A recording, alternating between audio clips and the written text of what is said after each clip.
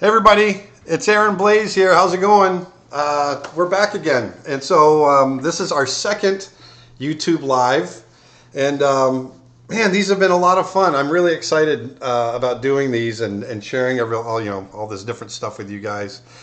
And I was looking at some of the comments as we were getting ready to do this, and I love how international this is. This is one of the things as an old guy, I still get. It's hard to get used to. So I think this is really cool and a lot of fun. So today, as you can see, I've got my software that I've got up on the screen right now is TV Paint. That's my hand-drawn 2D animation software. And I thought today it would be kind of fun. Last week I talked about some illustration stuff, some character design stuff. If you remember, I animated or drew that elephant character. But today I thought I'd jump over and just talk about animation and talk about some basic stuff. You know, sorry, I'm getting over a cold, so I might be coughing and hacking a little bit throughout this. But, you know, one of the things that really bugged the heck out of me, if you're watching a film, whether it's CG, special effects, or CG animated film, or 2D animated film, one thing that really drives me nuts is bad physics. You know, where the weight is off or things like that. And, you know, it's not a hard thing to figure out if you just kind of put yourself in the moment. So I thought it might be kind of fun today to do something really simple, and that's a character jumping. Now, I say it's simple, it's deceptively simple, meaning a lot of people will think, oh, it's just a jump. Well, there's so many different things that go into the thinking of a jump, especially if you have a big, heavy character, in order to get the physics to work right. And so I thought I would talk about that today. And of course, since I'm animating the snow bear project with a polar bear, I thought it might be fun to animate a bear jumping up in the air. How would that look? And what would it look like? So why don't we go ahead and dive in? The first thing I like to do, I'm going to do this in multiple steps. I've actually spent the last 2 days prepping for this, so I don't have to do a whole lot of searching in my drawing. I can just focus on the drawings and explaining what I was doing and talk to you guys. So I have several versions that you'll see as we go through this. But one of the things I like to do is I'll start with an extreme pose. And when we're thinking about a character jumping, well, we're going to have a character that has to crouch down. They got to crouch down low, and they got to jump up in the air. And those, you know, you've got your shot up in the air, and you've got your character crouch. Those are your two main extreme poses, and then you've got a whole bunch of breakdowns and in-betweens sprinkled out through there to make that action work, right? So I always like, especially if I'm doing a jump, I like to start with that character down on the ground and get them in that springing position, that you know, all that energy is all loaded. They're crouched down, they're ready to explode. But when I'm doing that pose, and that's what we're going to do today, what I'm doing right now, as I'm doing this pose, let me click on this. There we go. The first thing I want to talk about, for you animators out there, you young people, you're going to notice these drawings that I've got in the beginning. I start very, very rough. I already know I can draw. I'm not worried about it. You shouldn't worry about whether or not you're doing pretty drawings. Don't worry about making bad drawings. That's my first lesson for you. Make bad drawings. It's okay. The thing we're going to focus on in this first initial pass is we want to make sure that we get the physics right. We want to get the right thrusts and poses and all that kind of stuff. So I'm not going to worry about making pretty drawings. I'm just going to worry about getting those physics. So the thing I want to focus on is I've got this character, and he should be squashed down low, like so. So I want this basic shape like this. You can see I want that. Now, and when a character is down low like that, they're not our arms aren't just sitting there. Now this is where you need to start thinking and putting yourself into that action. Even though it's a simple action, a jump, putting yourself in it will give you, it'll dictate to you what those poses are going to need to be as you draw through it. Okay? And I do this for everything. I don't shoot a lot of live action for myself when I'm animating. I actually act it out, and then I'll stop and I'll go, oh, that's the pose, and I'll sit down and draw, and then I'll act it out again, and I'll stop. I'll go, oh, okay, that's the pose. And I do that even with something as simple as a jump. And so I'll get down and I'll go, okay, I'm going to jump, and I'll get down and I'll squat, and I'll go, okay, stop. I'm in the bottom, so I know my hands, my arms are down here. Why are they out here? Because they're going to get ready as my body comes up. They're going to come up and give me that extra oomph up into the air. So this first drawing is all about getting that character low, getting that head low, because he's going to come up, so I want to anticipate that. Getting these arms out here and loaded. They're out, they're loaded, they're ready to jump up. Okay? So that's that first drawing.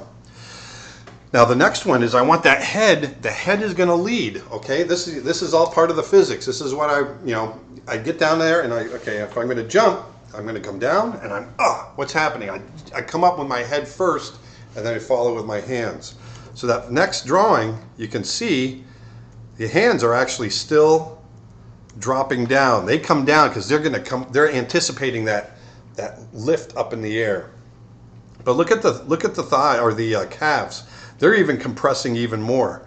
That head is going to thrust up into the air. And look, I'm trying to get nice, simple shapes. I want a nice, simple silhouette. See that? Like big push right there. Now I'm going from a squash position, and this is where squash and stretch comes in too. And for you animators out there, you've heard about the basics of animation and squash and stretch, and it's easy to figure out when you're bouncing a ball. But when you're doing it in character animation, that squash and stretch still applies, and I want to make sure that you remember that. And the thing I always try to do is I try to, especially in the silhouette of those characters, when I'm doing something dynamic like this, like a jump, I want to make sure that I can feel that squash and stretch. Okay, so here I've got that squash, and you can see it's slowly going to stretch up. So I've got that head coming up, and also look what's happening. I'm leading with that nose. I'm letting that head come up, and he's leading with that nose. Let's go to the next one. So now you can see as I click through, he still isn't off the ground, and I'm starting to get the stretch. You can see I've gone from this squash position here, and I'm shooting up to this kind of pose here. Okay? Just like so. And I also, don't be afraid to go ahead and ask questions as we're going if they relate to the animation that I'm doing today. And we'll just go ahead and we'll have some fun with that. So you can see he's coming up like so, and everything is working up that way, from the squash up like that, okay? And the feet are still on the ground, okay? We need to go from that squash and stretch, and then the feet will come off. They gotta provide that energy. All right. Also, I forgot to mention, I've got my son Dustin working the questions today, right here with me, Dustin Blaise, and over in Sarasota, Florida, I've got my business partner Nick Birch, and he's going to be typing away, doing all kinds of cool stuff and answering questions for you guys as well.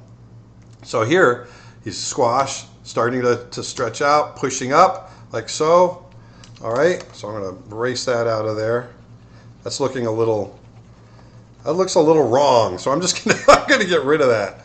There we go. So he comes up, and here we got the body completely stretched, like so.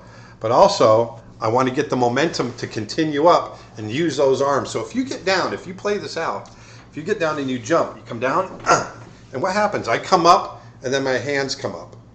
And then when you jump up in the air, your hands come up, and then you hang for a little bit, and then you're going to come back down. Okay? So that's what's happening here. So you can see, and look, the head movement or the head change isn't really big, but you can see now we're starting to come off the ground. That butt that's way down here is starting to come up. He's got all that momentum. Oh, like so, coming up. And those hands, look at the path of action. I'm going to do something real quick. I'm going to turn this on. I'm going to turn these guys on. Turn that off. I want you to see the path of action. If I follow the hands here, let me turn these up a little bit. if we follow the hands, you can see that path of action coming up like that. There's a path of action there, a path of action there. See how those hands thrust up in the air, okay? That's what I'm thinking about as we're drawing. Now here, this is the last drawing before he's going to come off the ground, okay? Actually, let me come back here and turn that off again. Oops, I turned off the wrong one. Let me scroll down, turn that on. There we go. Yes, Dustin. Are the effects of the squash and stretch better worked in keyframes or in betweens? That's a good question. Squash and stretch is probably going to happen more in straight ahead animation. If you're doing pose to pose animation, keyframe animation, usually that's more subtle animation, at least in my experience. And so there's not a ton of squash and stretch. You might have some in the face or something like that if a character's talking and acting. But in something like this, where it's big, broad animation, I tend to go straight ahead. Now, I'm going straight ahead in the keys. So what you're seeing here is when I animated this first, when I first went through and I'm feeling it, I'm going straight ahead and I'm feeling this one drawing at a time and just feeling out how that animation is going to happen. Now, I know that I'm going to go back in and retime it, meaning I'm going to take each individual drawing and decide how many frames that drawing needs to be held for. And we're going to do that next.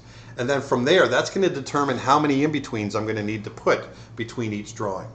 And that timing is what's going to help us with our weight. All right, so that's, right now, I'm only concerned with hitting those poses, hitting the dynamics of what it is that we need to hit in order to achieve that jump. I'm not thinking about the timing, I'm just thinking about the drawings and hitting those poses. And so here, starting out in that squash position, coming up, right there, he's got those arms have swept up. We've got the momentum of the arms have come way up, and now it's time for the body to leave the ground, and there he is.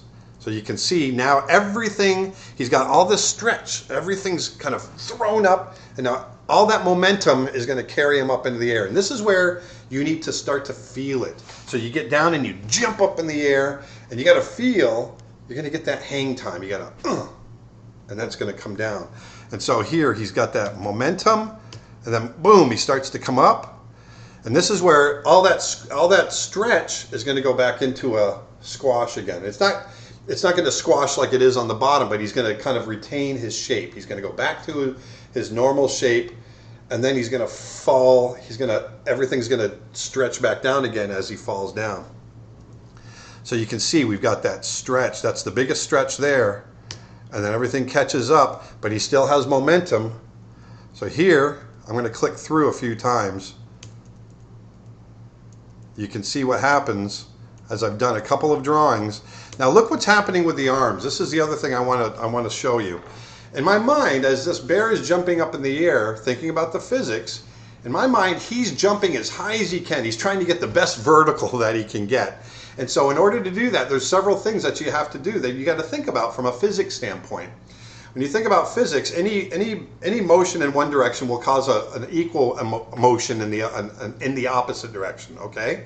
So what that means is when a character jumps up and you're going to see his hands are going to give him that extra boost. He's throwing his hands down and you'll see it throws his shoulders up in the air. Yes, Dustin?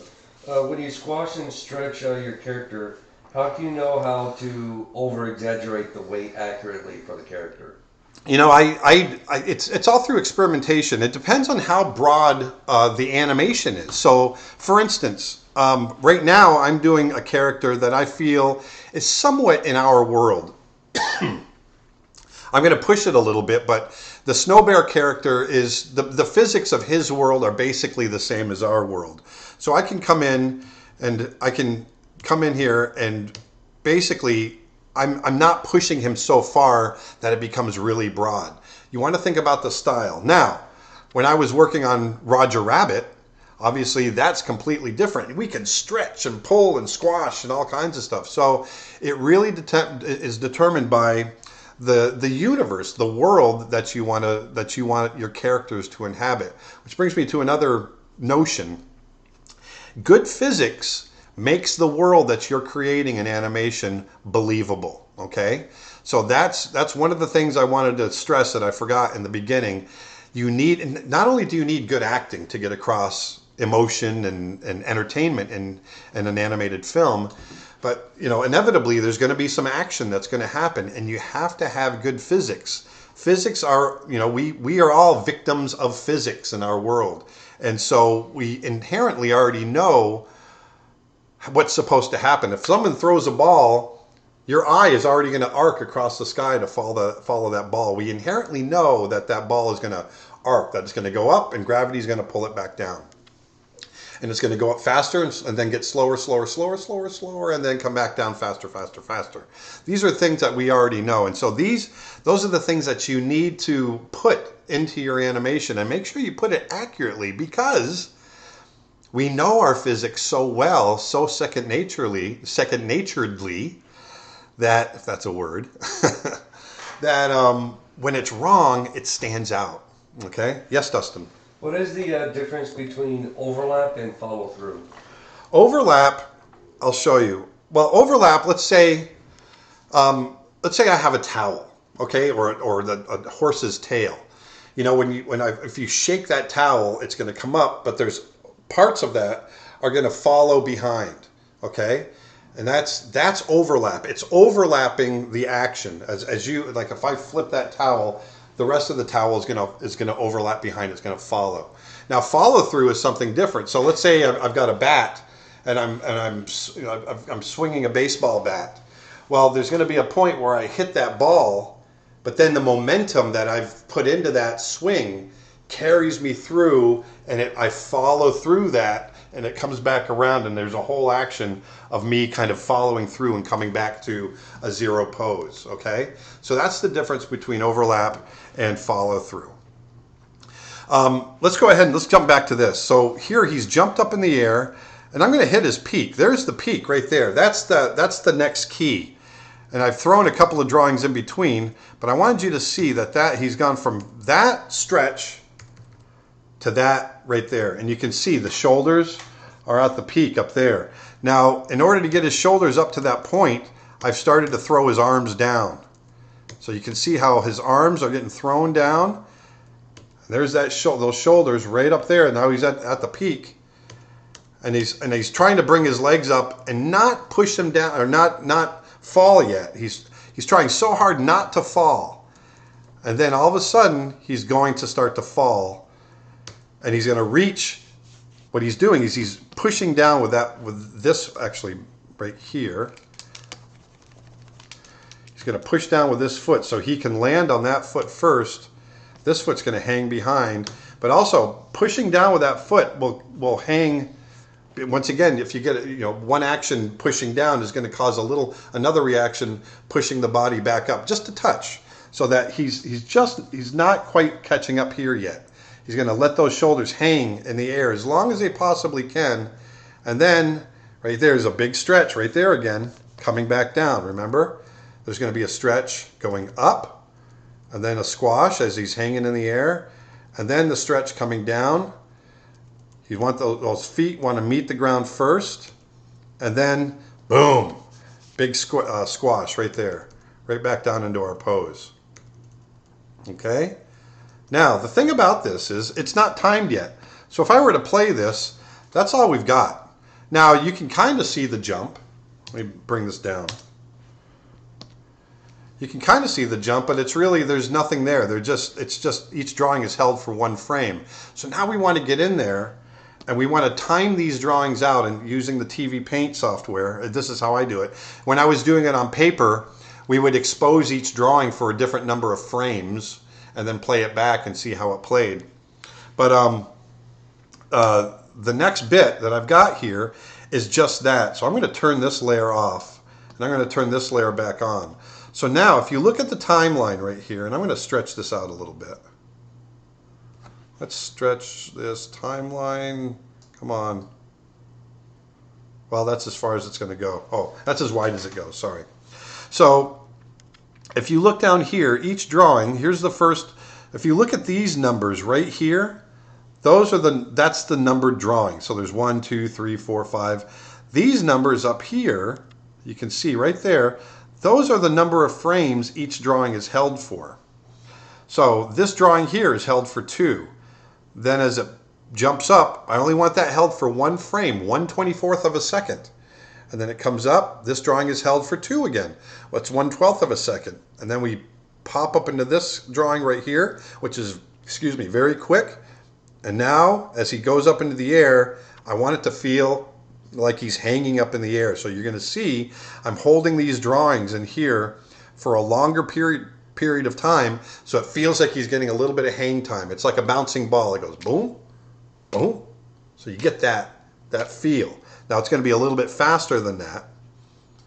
And then as he comes back down, it's quicker. And then we're back into our start position. And I'm holding each one of those drawings for a couple frames, so that gives him a little more time to gather his energy again. So now, once again, so we've got all the same drawings, but all I've done now is I've gone in and I've played with that timing. Okay, and this is the process that I do. I like to break things down one piece at a time. That way I don't get overwhelmed. And so I start out very rough, and that first pass is just working out the physics in my brain and drawing it. The next pass is matching the timing of the physics that are in my brain. So why don't I go ahead and hit play, and you'll see the difference between that really fast version that I just showed you and this. So now we've got something that plays that actually has some weight. You can see he's pushing up really fast and getting a little bit of hang time. And then he falls back down fairly quickly. But this has weight. Now we've got something, even though those drawings are rough and kind of yucky looking, you can see everything. Yes, Dustin? Why do the heels land before the toes? And I could do it either way. I just wanted him to feel a little bit floppy. And so I had him, if we click through, I wanted it to feel like his feet are just kind of flopping down. We could have had it to where he lands toes first, but that to me feels a little like he's more coordinated. And so I purposely wanted his feet to come down heel first, just to feel floppy. And that's a good observation. I'm glad you caught that. But a lot of times, like if I were doing a human, like let's say it was a track star, or a football or a basketball player jumping up like that. Obviously, yes, he'd come down with probably on the balls of his feet so that he'd be ready to go on to the next leap. So this thing here, I want it to feel, big and floppy. And so that's the idea here. And you can, I wish we had sound attached to it, because you'd actually hear that coming down. So here, now that I've got my timing figured out, let's go back to the timeline. There we go. So now when we come back to the timeline, I know that I need to put a drawing in between here, because I want all of this to be on ones. I want one drawing for every frame. I want it to be nice and smooth and very lifelike. And so coming through, I know I want to put a drawing here. I want to put a drawing right here. I want to put a drawing here, to smooth out this action. There's a drawing there. If you're looking at that timeline, we need to put a couple of drawings in here and then a couple more in there. And so that would be the next thing I do. And so that's what I did yesterday. And so once again, look how rough these drawings are. But it's amazing once you fill them out. And here we go. Here's the filled out stuff. Look how, first of all, I'm going to let me knock the opacity up. There we go.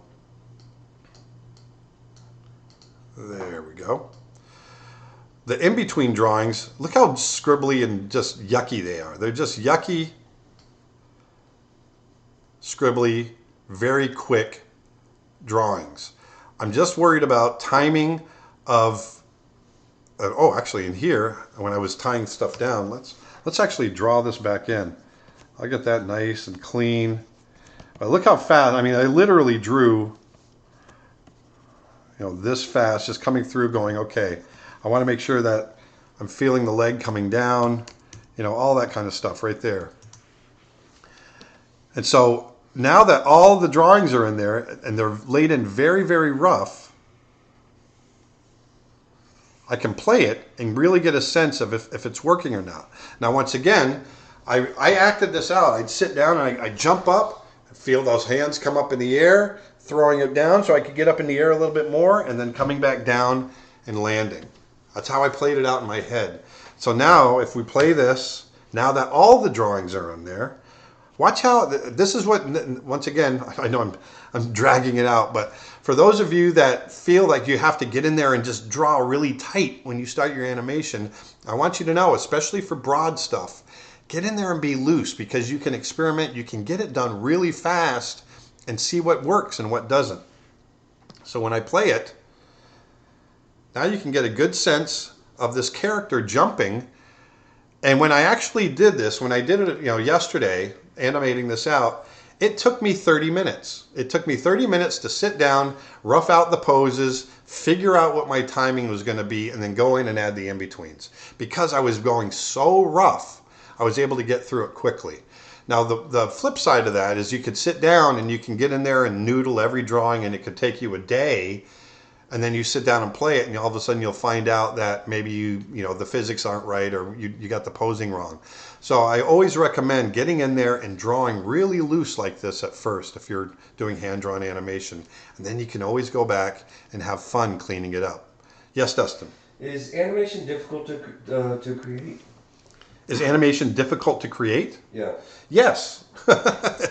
Animation is never easy.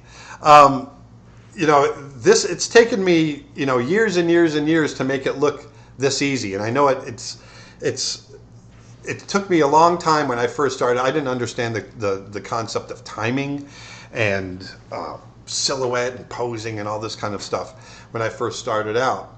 But the biggest thing about animation, especially if you're doing a style of animation where you want it to be believable, where it's kind of in a universe that's similar to ours, like I'm trying to create here, is to make it as real for yourself as possible. And so often I'll sit down, if I'm animating a scene where a character is acting, I want to put myself in that scene and feel that emotion that character is trying to emote, and then I try to get that into my drawings. That's difficult. That takes time. That takes years to perfect. And then things like this, where you're talking about physics and all that, that takes years. That takes time as well, because you need to figure out how to translate what you feel, what you see, and get that into your brain and get it to come out of your hand and onto the paper and understanding the timing of it all. Yes, Dustin? What is the key of making cycle animation? Well, the key there, obviously, in a cycle is to make sure that you end up at the same. The question was, what's the key to making cycle animation like I did here? And the key is to make sure that you end up at the same drawing that you started with. So in order for this to work, make it look like he's jumping up and down constantly, I got to make sure that, here's my start drawing, I got to make sure that this drawing leads, as he comes down, I got to make sure that feeds right into my start drawing. And if I take that, if I copy it, and then if I come up here and paste it right there, you can see it comes down and leads right into that first drawing. And then that first drawing leads into the rest of everything else. And so the key is to make sure that it leads into that first drawing, and it leads into it smoothly. You want to make sure your arcs and everything else follow through in the same way that it's starting at, okay? So he's coming down, and all that action of his arms coming down feed right into the action of his arms coming back up again. And so that way, when the cycle plays, it plays smoothly. We don't get a glitch in there. And that's the problem with a lot of cycles, is that the person will play them, and when you come back to the beginning again, there's a there's a little glitch in there, and you'll see it a lot in like run cycles or walk cycles and those types of things. So it takes a little practice to think ahead and anticipate that start drawing and getting back to it again and making sure that you get back to it smoothly. So I'm going to go ahead and delete that out. So now that I got to this point, and I've got this character that's jumping up and down, and the physics feel right, and I got the squash and the stretch. Once again, let's go back to squash and stretch again as this plays. I talked about, you got that squash down at the bottom, and it comes back up, and he stretches as he comes back up or as he thrusts up into the air, and then he squashes again at the top, and then he's going to stretch on the way down and squash again as the body catches up and comes down to the ground. These are all things that you think about and you put into your animation, but the idea is when it actually plays out, when the timing is right, it's not something that you see but you feel. And so when you watch this, you don't see those individual stretched drawings. You just see a character that has different things happening at different times. That's the biggest thing. So many times I'll see someone that try to animate a jump, and they're not thinking about those physics or the squash and stretch, and everything feels kind of dead. Everything happens all at once. You just have a character that bends their legs, and they stretch their legs, and they're up in the air, and it doesn't work that way. You can see that with this character jumping, the head comes up, the body follows, the hands follow, then the feet come off the ground, then the whole body catches up in the air, and then as it comes back down again, the feet start to lead the way back down. Everything happens in a progression, okay? And that's what's happening here, and so that when it plays back, you get something that feels a bit more real. Yes, Dustin? For full-length features, how many people does it take to animate a feature-length animation, and how long does it take? Well, when we were animating back in the 90s at Disney, when we were working on Lion King and Beauty and the Beast and Pocahontas and Mulan and Aladdin and all those movies, and Brother Bear, our crews, the total number of artists on a crew was usually between 350 to 400 people. So it's a lot of people. Just animators, just guys drawing the characters roughly like I did here. Just rough animators, we usually had about 30 of them. So there's a lot of people drawing this out, and each animator had follow-up people that would come in behind and redraw the characters and make them the clean, pristine, beautiful drawings that you would see on the screen that were painted and colored and everything. You never saw an animator's drawings. You saw the assistants and the cleanup, all the cleanup artists is what they were called. But I'm going to show you one more step. So now, once this is done, once I got all this rough stuff done and I've got the squash and stretch, I've got all the physics working, now, like I was talking about earlier, now I can kick back, I can crank my music, which is what I usually do, put on a little reggae, put on a little blues, whatever, and just sit there and draw. And so that's what I did here. So I'm going to come in here, and what I usually do is I'm going to knock that opacity back so you can see I'm fading that layer in and out. So I'm going to knock that opacity back, and I'm going to go ahead and I'm going to turn on this layer. So you can see now what I've done. If I turn this off and on, now I've got a tied down drawing. And if I click through slowly, whoops, let me turn that off. We don't need to see the onion skin. But if I click through slowly, now you can see I've gone in, added the drag and the fur. I've tried to put the body on a little bit more model. Here you can see there's that stretch with the paws coming up. You can see the paws are stretching here because they're coming up so fast. The neck, I want to, here I was concerned about getting the meat and the muscles, the fat of the neck getting kind of scrunched up as he pulls his shoulders up. And then here he comes off the ground. Notice how I've dragged the feet. I've got this really weird looking thing going on with the bottom feet, but that's only on for one frame. And then boom, they pop into regular feet. I want that drag to happen. So now you can see I've gone in and just had fun getting all the drawings on model. So as I click through, and that's, I don't have to worry about the physics. I don't have to worry about all that other stuff. Now I'm just worrying about making sure the character looks right and looks appealing. But I'm also making sure, let me go ahead and turn this back on again. I also want to make sure that my arcs are working right. So like, look at the feet and paths of action. I want to make sure my paths of action are smooth. So watch the feet, for example, the bottom feet. As the feet come off the ground, you're going to see that they leave a trail, this path of action, and they arc. See the arc coming around here? Boom, there's an arc right there. And even up here, on this foot, the bear's left foot, the one that's screen right, it comes up and has a tiny little arc and then comes back down and hits the ground. You can see the arc that the head makes as it's coming down. And I want to make sure that that's consistent. You know, all of that.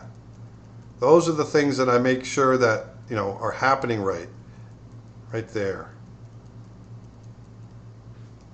Let me come back and turn this off. So there, I went in and just had some fun tying it down. And you can see, you know, the feet dragging once again, coming down. The fur, I was concerned about making the fur drag as it comes down. And then when he hits, everything, the fur will, the physics of that come down. The fur lays flat against his body, and he comes down like so. So then, when I play this version, now we've got a bear that's nice and cleaned up. He's jumping up and down. We've got great physics. The drawings are clear. That's what's important. That's how you get from zero to broad animation like this that's all cleaned up. It doesn't all happen at once. That's the thing I want to talk about. The way to get good physics in your animation, or at least for me, is to start out just thinking about the physics. To start out here. I want to make sure that I'm clear. I'm going to turn this off. This is where I started. I started with just 11 drawings and thinking about squash, stretch, right there. There's my stretch. You know, back to a squash again. Look at that simple shape, that simple silhouette in there. Right there. Okay? Yes, Dustin? So I said jumping can be a big, complex animation to tackle. Do you have suggestions of simpler actions that would be useful to try animating for starters? Yes, if you're starting, first of all, that's the thing about animation. There is nothing that's simple, and that's the point I was trying to make about doing a jump.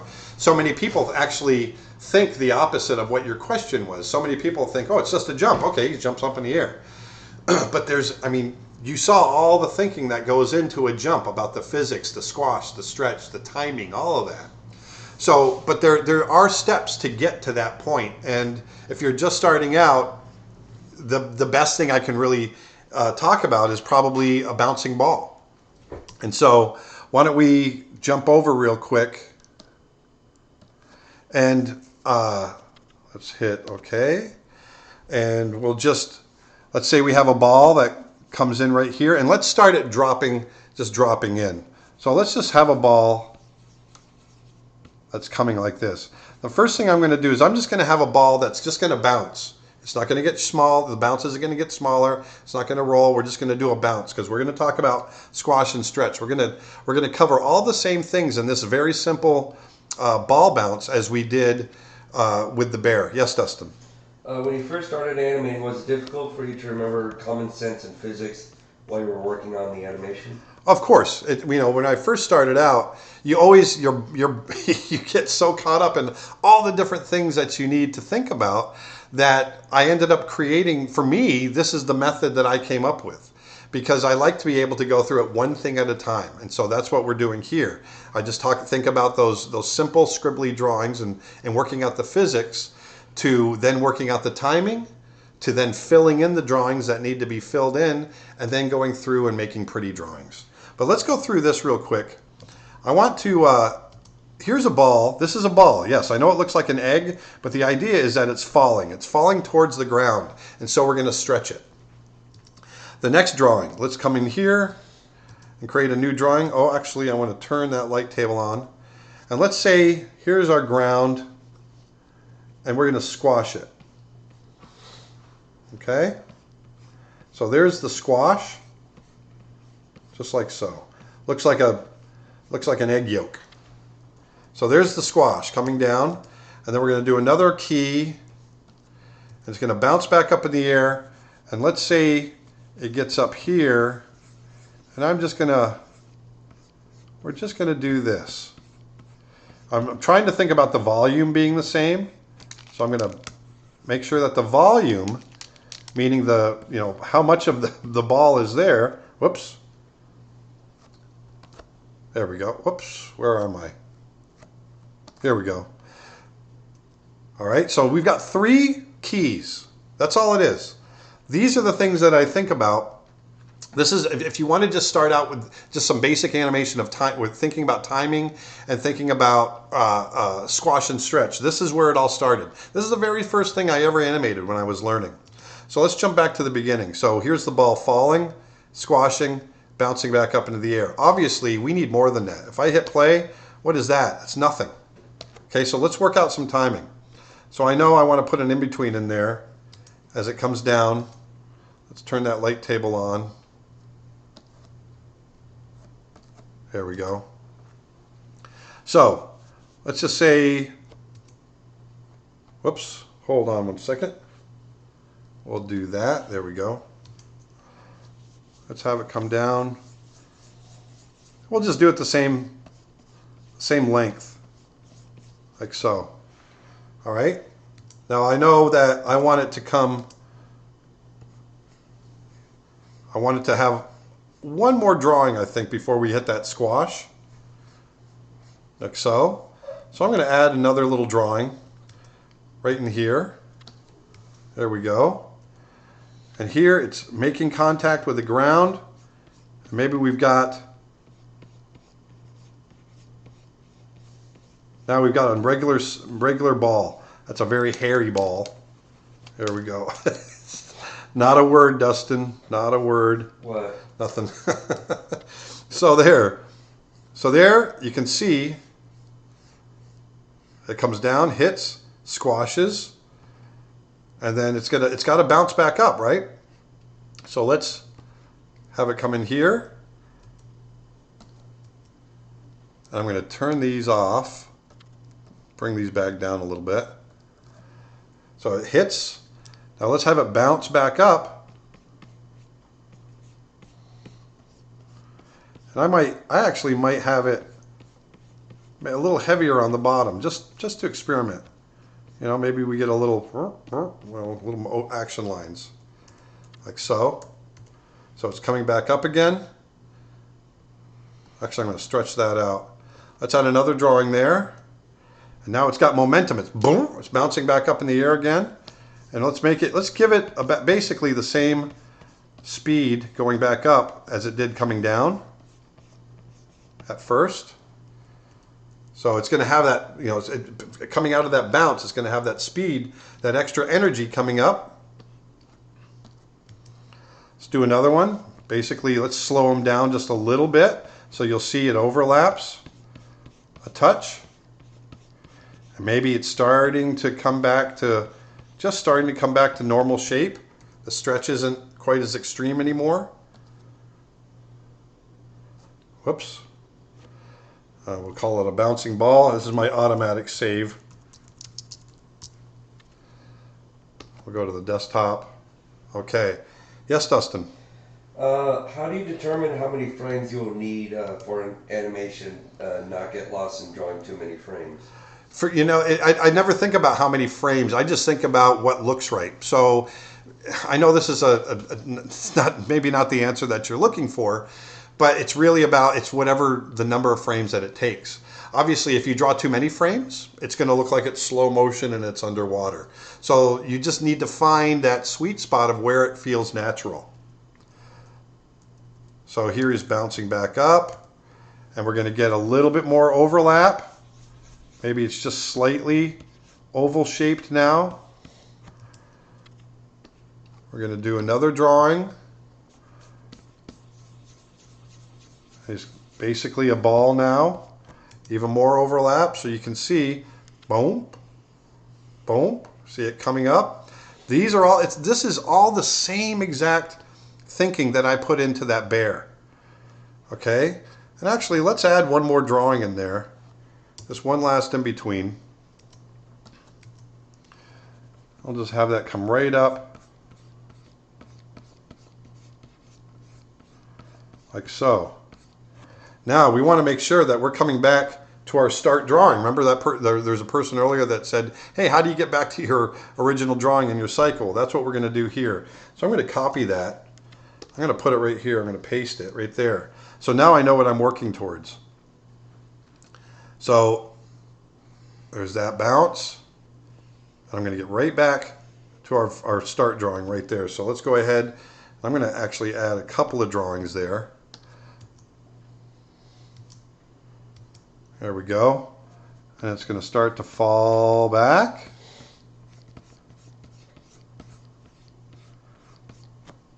Let's go to the next one.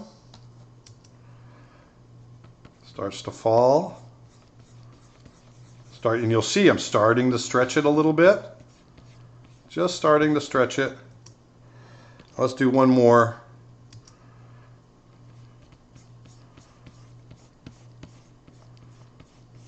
Like so.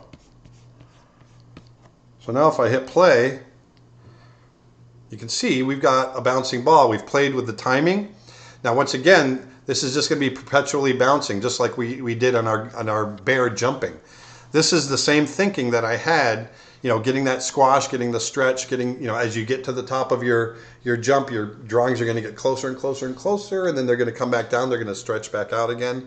But then it's all about adding on the extra stuff, the limbs and the fur and all those different things. But that is basically, that's the thinking that I put into a bear jumping up in the air. It's the same thinking that you would do in the basics of a bouncing ball. Any more questions, Dustin? Because I think we'll go ahead and wrap this up here pretty quick. And if not, I'm going to go ahead. Is there any TV show or game or studio that still uses hand-drawn animation?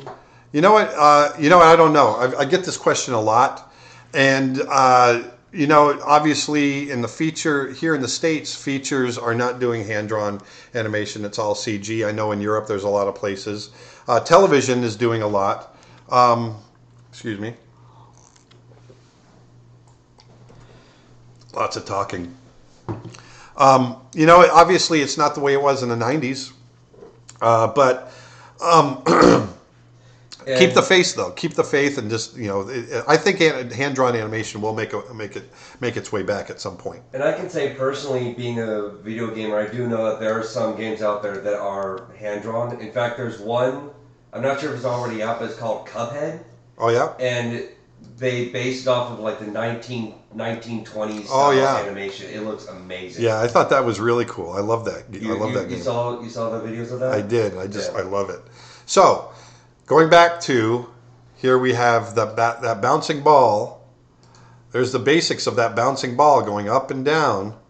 Going from that, it's all the same thinking coming to here. And I know it looks like a huge leap, but you can see. You can actually start to understand, I see the influence of that bouncing ball, and you can see how it makes its way into the bear animation, okay? So that's getting good physics and timing into just a basic animated jump. I hope you guys learned something today. Remember, I'm always going to be here. I'll be here every Thursday at 1 p.m. Oh, and also, we wanted to try something different. If you go to my website, and for those of you that don't know, I also have a whole bunch of courses on my website, creatureartteacher.com, where I teach animation and animal drawing and all that sort of thing. And if you're interested, we've decided to do a promo code for everybody that's watching today.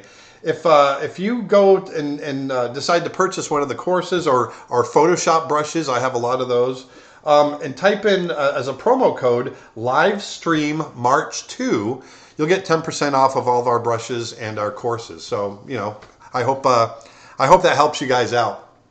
But anyway, I had a blast today, and remember, I'm going to be here every Thursday, every Tuesday over on Facebook. I'll be doing Facebook Live. And once again, you never know what we're going to do. We might be doing some painting, we might be doing some animation, character design, traditional stuff, who knows. But I hope you guys learned something. I hope you enjoyed it. I certainly had a good time talking about it.